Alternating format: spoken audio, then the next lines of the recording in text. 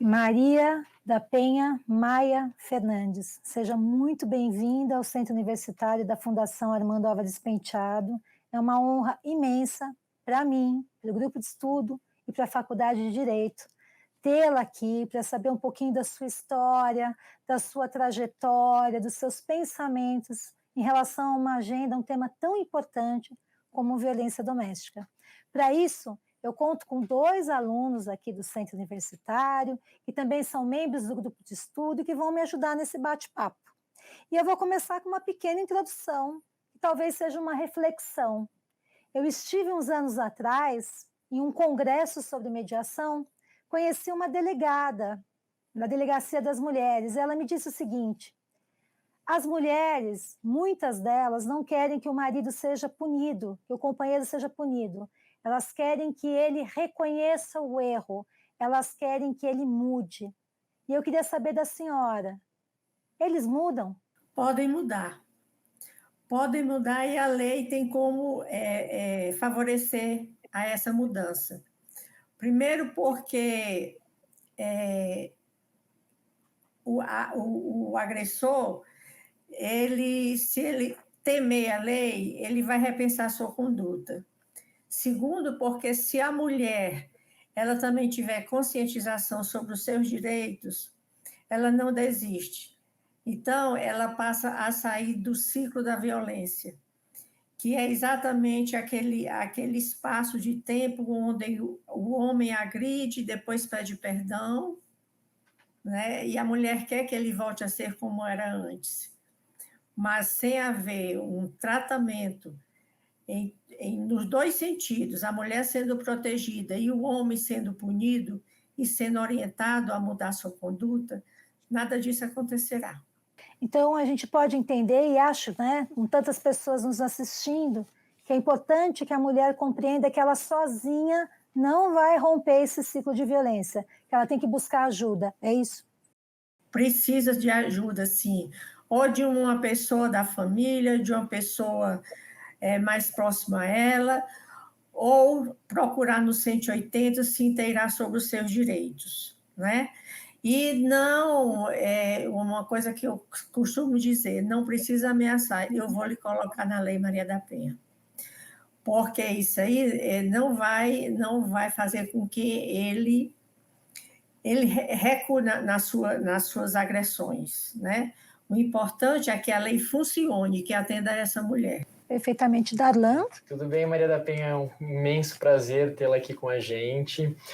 Após 16 anos da criação da Lei Maria da Penha, como você vê a lei, o que ela significa para a senhora? Olha, ela me dá muito orgulho e me dá muita preocupação, porque a gente percebe que nos municípios onde ela é devidamente implementada, a gente vê uma redução da violência doméstica. Mas, infelizmente, nem todos os municípios possuem alguma política pública que faça com que a lei saia do papel. Por exemplo, eu sempre falo nas minhas palestras que em todo município, por menor que seja, deve existir, dentro da unidade de saúde, um centro de referência da mulher, que é uma das políticas muito importantes da Lei Maria da Penha. O centro de referência da mulher, a vítima vai ser atendida por uma equipe formada por um psicólogo, o serviço social e um advogado. E, ao falar sobre a sua história, essa equipe vai ter como orientá-la com segurança para sair daquela situação.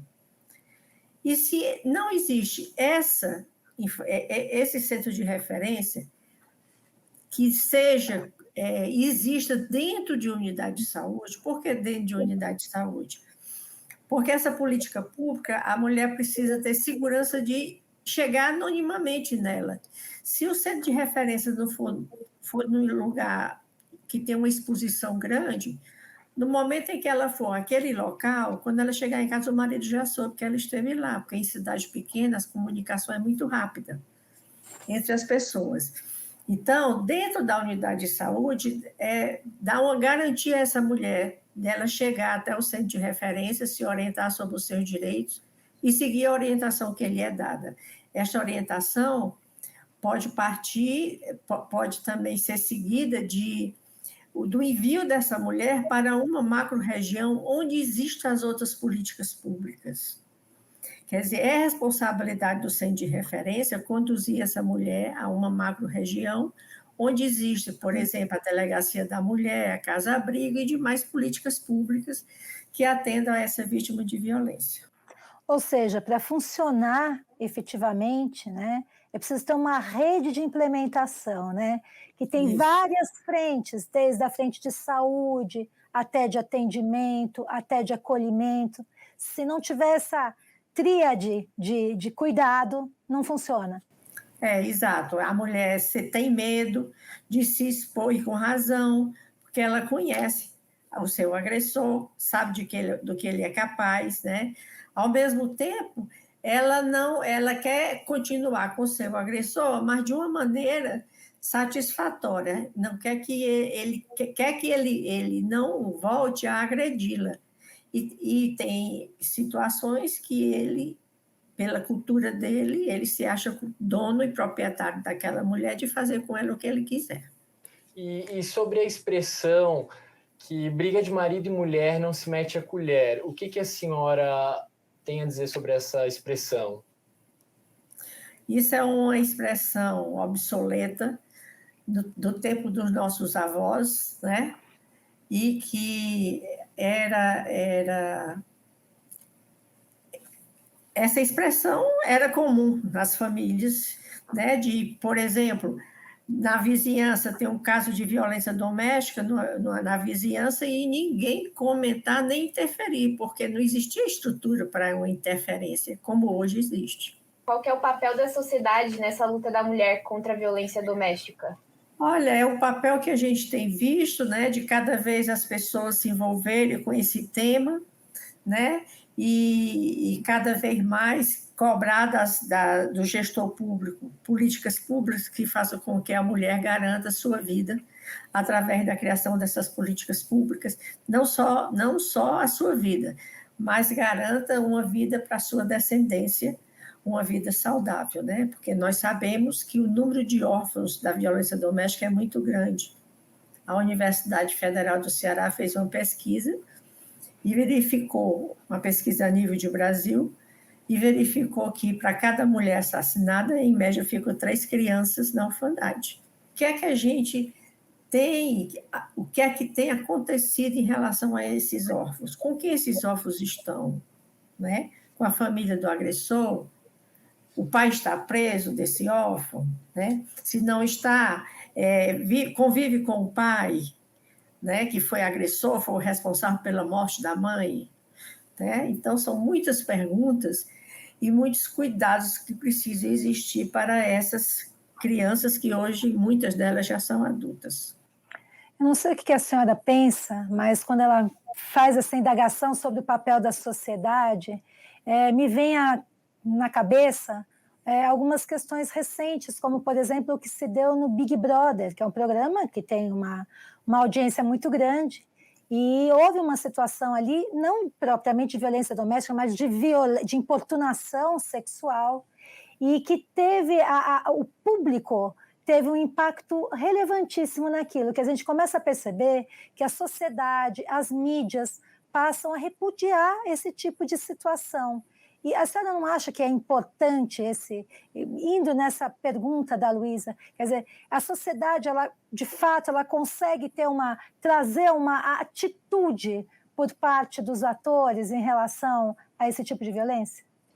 Sim, eu acho, inclusive, que o poder público ainda está devendo muito em relação a esse tipo de situação, não só da violência doméstica, mas dessa questão que você falou aí, importunação, né?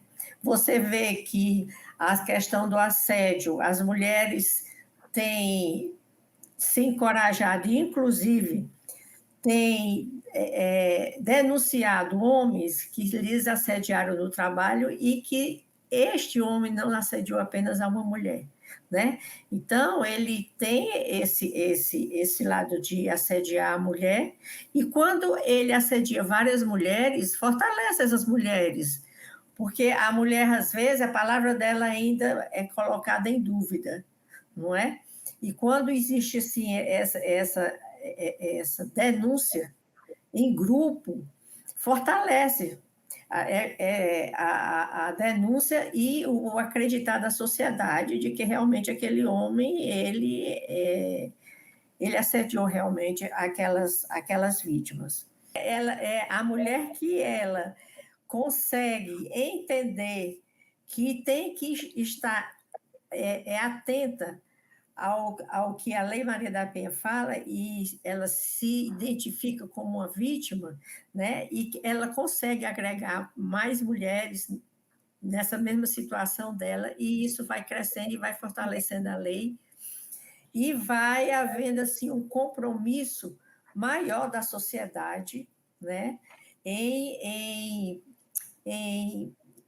No sentido, né, de a mulher ser vítima realmente do machismo da sociedade, né? Então, eu quero falar de um exemplo, assim, logo no início, quando a lei foi sancionada, que o meu caso ficou conhecido, porque vocês sabem que eu lutei por 19 anos e 6 meses para o meu agressor ser punido, né? Porque existia um poder judiciário machista, né, que, apesar dele ter sido julgado no primeiro julgamento, o meu agressor ele foi condenado por 6 votos a 1 como autor da tentativa de homicídio contra a minha pessoa, e os advogados de defesa, então, pediram anulação do julgamento, dizendo que o julgamento havia sido contra a prova dos autos, né? Então, nesse momento, foi um momento assim, de muita dor para mim, porque eu estava aprendendo com um grupo do movimento de mulheres, eu aprendi o que era violência doméstica, porque até então, né, eu vivia aquela violência, mas não sabia o que fazer, né? Depois do meu caso, eu comecei a me inteirar através dos movimentos sociais. Então, quando a defesa, na mesma hora em que ele foi condenado por 6 votos a 1 como autor da tentativa de homicídio, aí chegou eu fiquei assim, perplexa, e fiquei muito chateada, e perguntei para o movimento de mulheres: mas vocês acreditam que o Poder Judiciário vai anular esse julgamento do jeito que foi tão íntegro, 6 votos a 1, ele ser o autor da tentativa de homicídio, acharem que tem que denunciar, que tem que anular esse julgamento?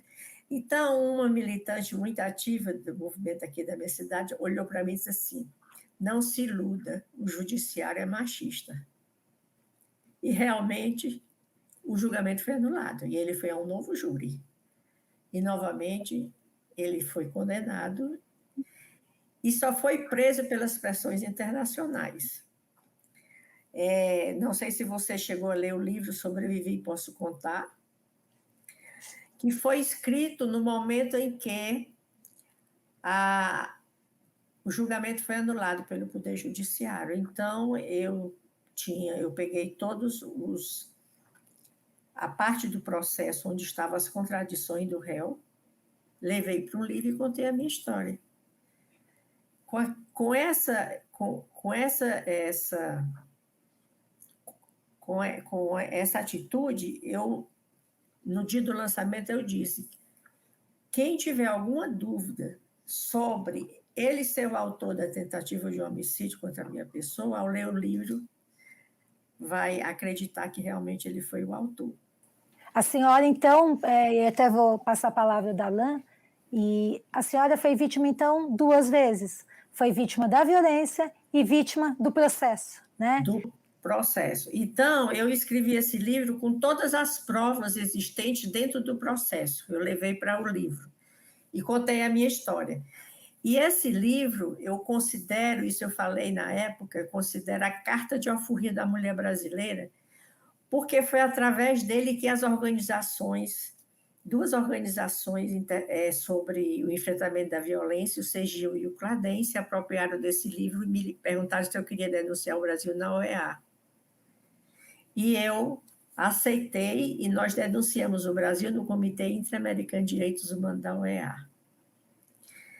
E essa denúncia foi feita em 2007, não, desculpa, 1997, que já faz tanto tempo.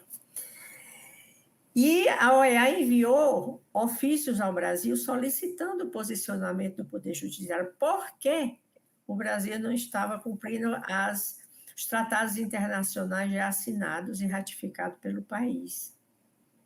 E em nenhum momento o Poder Judiciário respondeu, né? Então, o Brasil foi responsabilizado, né, pela inoperância do Poder Judiciário no enfrentamento da violência contra a mulher no Brasil e obrigado a mudar a lei brasileira para que isso não continuasse a acontecer. Na época que a senhora sofreu a violência e durante todo esse processo que teve, né, no decorrer, qual foi o apoio que as autoridades brasileiras forneceram para a senhora? Teve algum apoio? Não. O apoio foi apenas a militância. E quando eu me indignava com a demora exagerada, já quase chegando o crime à prescrição, os meus advogados diziam, ou quem era advogado dizia, infelizmente a justiça é morosa. Simplesmente a resposta era essa. É interessante porque a senhora, não sendo na época alguém do direito, porque hoje a senhora transita, né?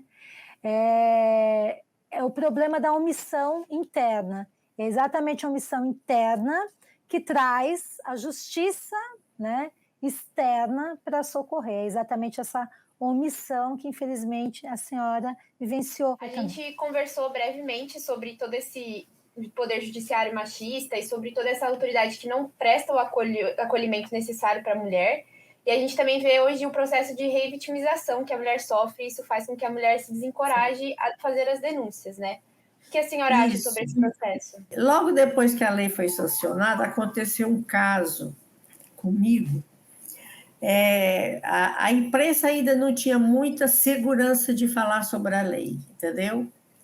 Mas, assim, aconteceu um caso de um repórter de um grande rádio, não daqui da minha cidade, de uma outra cidade, que começou a me entrevistar, né? Um radialista, e depois que ele fez as perguntas que ele quis, no final ele disse, vou fazer agora, senhora, a última pergunta.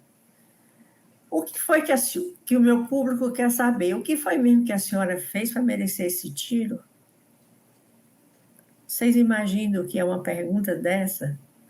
Para depois de você estar contando a história e ver toda a omissão do poder público em fazer justiça? Eu falei para ele, você é um radialista machista. Se você quer saber se eu traí o meu marido, eu não traí o meu marido, mas se eu tivesse traído, nem assim eu merecia morrer.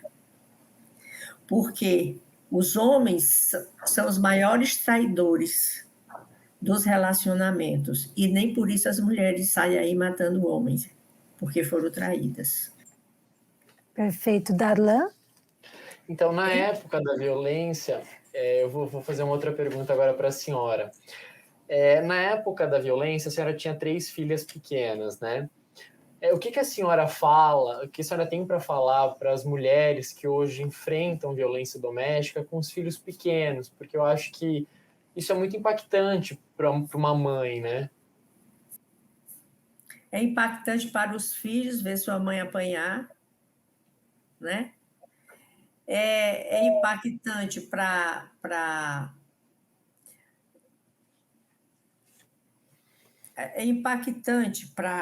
a conduta dessas crianças quando adultas forem, não é? Porque elas estão aprendendo ali, com o silêncio da mãe, o sofrimento da mãe, que aquilo é normal.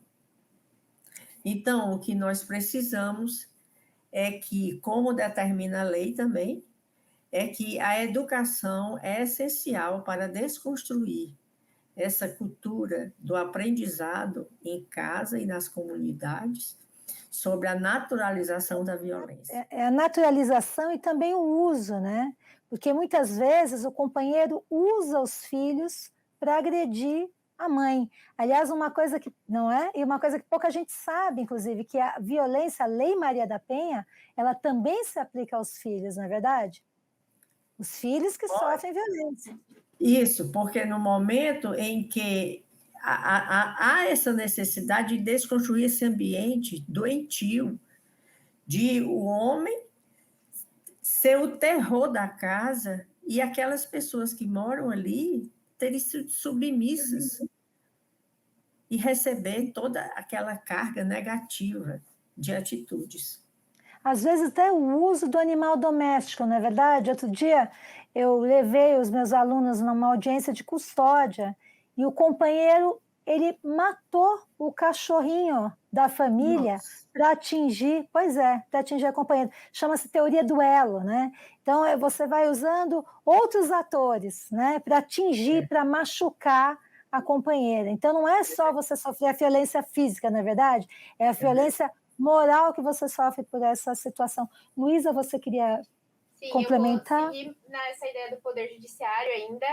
A gente já tem várias leis que protegem a mulher em diversos aspectos, só que isso ainda não é o suficiente para combater a violência doméstica. Ela ainda acontece várias vezes na sociedade. E eu queria saber o que você acha que pode ser feito para melhorar isso, para que cada vez menos a gente tenha violência doméstica. A educação é essencial em todos os sentidos, né? Tem a desconstrução dentro da sala de aula.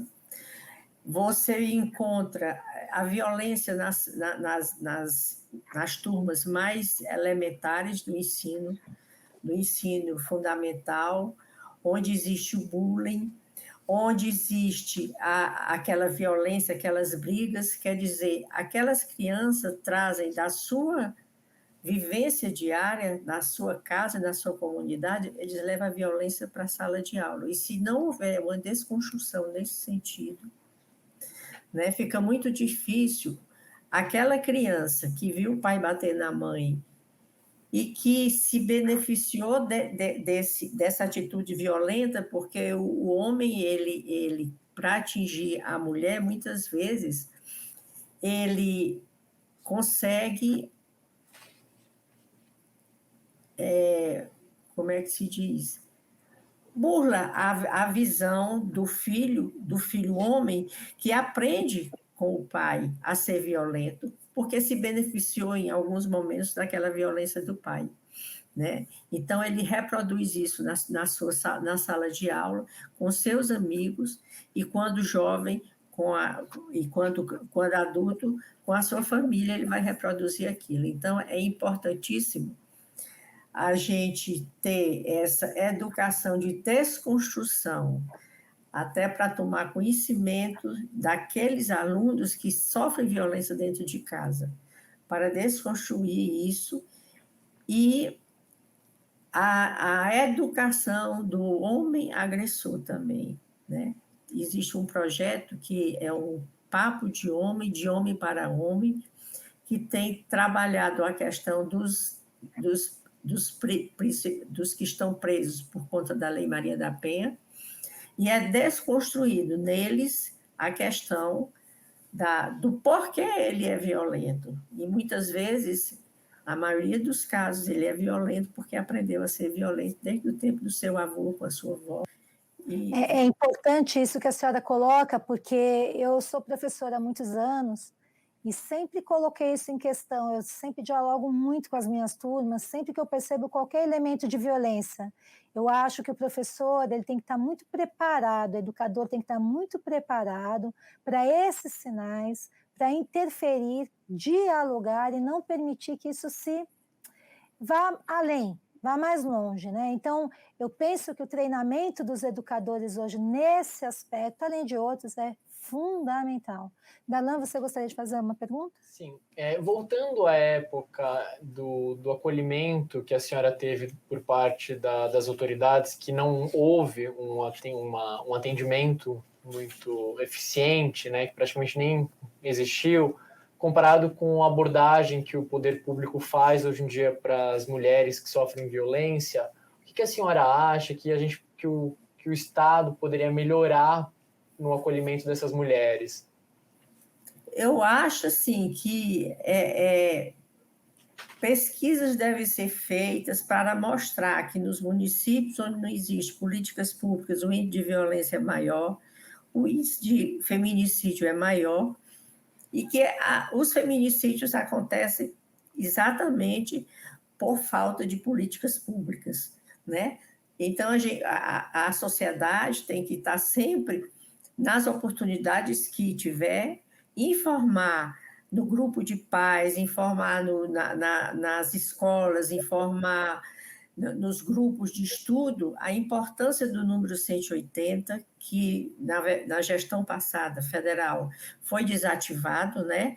Mas que agora já retomou a sua finalidade, para que as pessoas, pelo menos, sejam orientadas de como sair daquela situação, que medidas pode tomar e onde procurar ajuda no município onde ela está. Eu acho interessante até, dentro dessa conversa, o Estado no papel legislativo, né? Recentemente, essa legislação do Emprega Mais Mulheres traz, né, uma espécie de premiação para aquelas empresas que contratam pessoas que sofrem violência doméstica, né?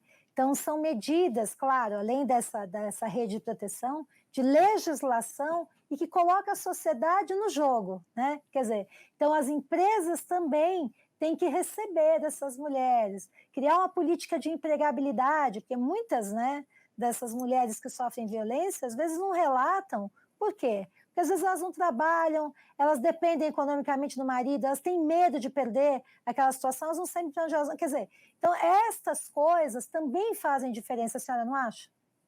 Faz muita diferença, né? E, inclusive, a gente tem conhecimento de muitas empresas que se preocupam com a violência doméstica de suas funcionárias, porque através dessas mulheres, elas muitas vezes podem dar prejuízo à empresa, né? Porque elas estão mais distraídas, elas estão mais sem estar muito focadas no trabalho, né?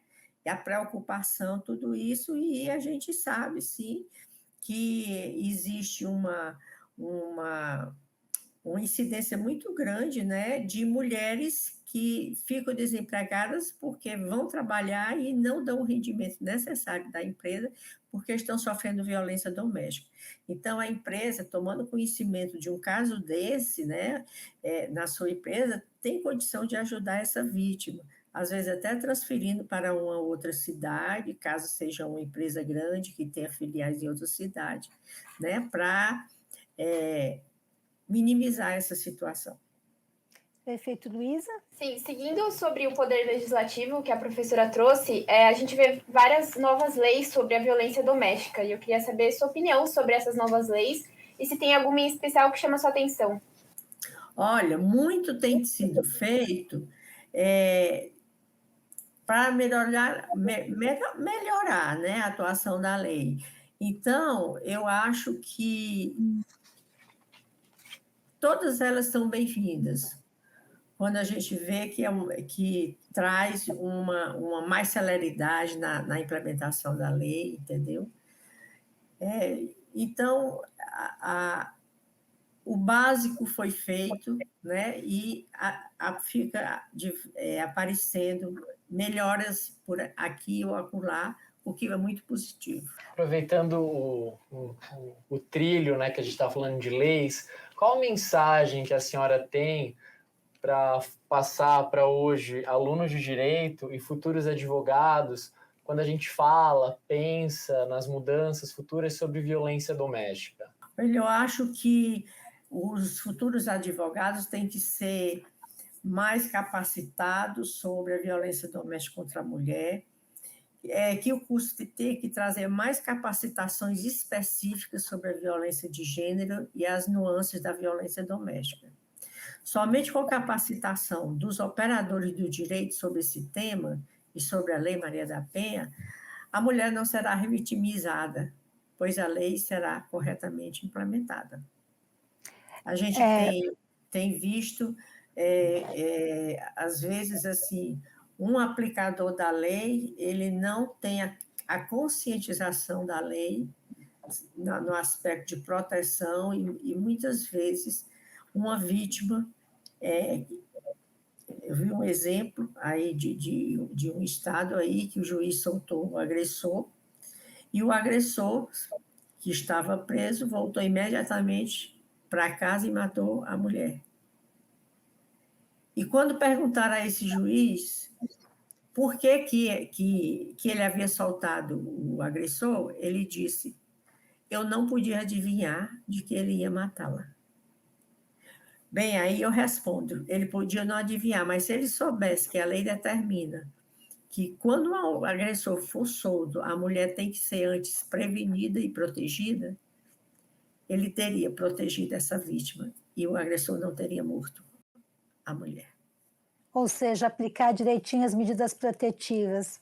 Exatamente. Bem, eu agradeço a senhora novamente, profundamente. Foi uma conversa muito boa, enriquecedora. Para mim, como mulher, repetindo, foi uma honra ter ouvido a senhora hoje. E nós aqui da Fundação agradecemos demais o seu tempo precioso, a sua história de vida e a sua presença aqui com a gente. Eu que agradeço a lembrança de vocês terem tido a curiosidade de conversar comigo para tirar alguma dúvida, né? E que eu espero que tenham gostado. Como aluno também eu queria dizer que é uma honra imensa para a gente ter a oportunidade de falar um pouco com a senhora e assim falar que a gente, aluno de estudante de direito, a gente vê a senhora como uma figura emblemática, que a gente tem a certeza que graças à senhora a lei no Brasil sobre violência doméstica teve uma mudança incrível e que vai ficar por muitas e muitas gerações. Obrigada. Eu acho que a gente aprende todos os dias com a sua história e foi como o Darlan falou, para a gente não tem como descrever assim. Muito obrigada.